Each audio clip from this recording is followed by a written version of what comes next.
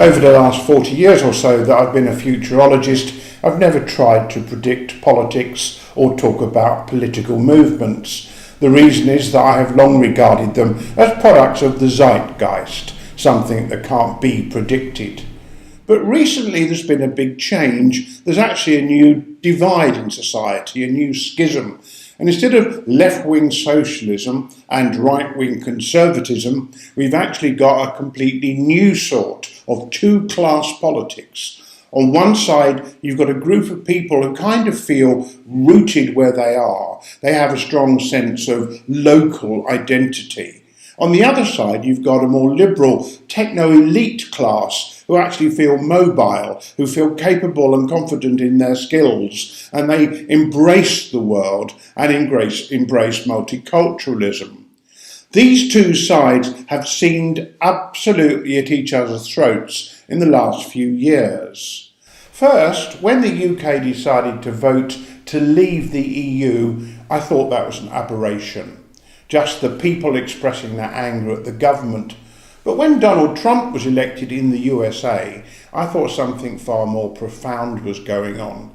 And I now actually think we have a new form of politics between a populist group who feel strongly about national and local identity and a liberal international group who want multiculturalism. These two sides are colliding in our politics today. Over the last few years, populist political parties have more than tripled their support in European politics.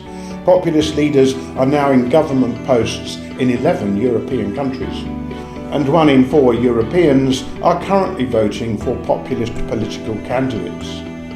In his new book, The Road to Somewhere, political commentator David Goodhart has identified these two new tribal identities as the somewheres and the anywheres.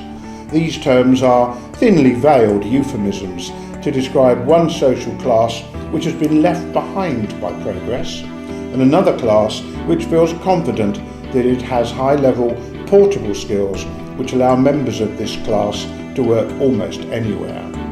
Goodhart describes the anger of the deeply rooted somewheres as a reaction to a feeling of being left behind by an increasingly well-educated, technical and mobile social elite. And as the historian Yuval Harari has observed in his best-selling book 21 Questions for the 21st Century, ordinary people may not understand artificial intelligence and biotechnology, but they can sense that the future is passing them by. The noted economist Professor Sir Paul Collier of Oxford University has also identified the emergence of this new social divide.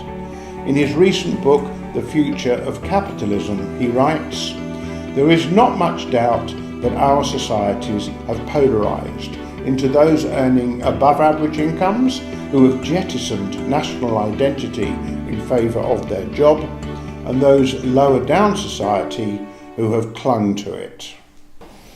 How will these new political forces play out? Well, in the next 15 or 20 years, as more and more digital disruption arrives, I think it's likely that the populist vote will grow. I think it's likely that there will be more demands for strong leaders to solve this perceived problems. In the longer run, though, I think that the older populists, those without the education, will naturally die off. And as a result of that, we're likely to see more balance returning to politics.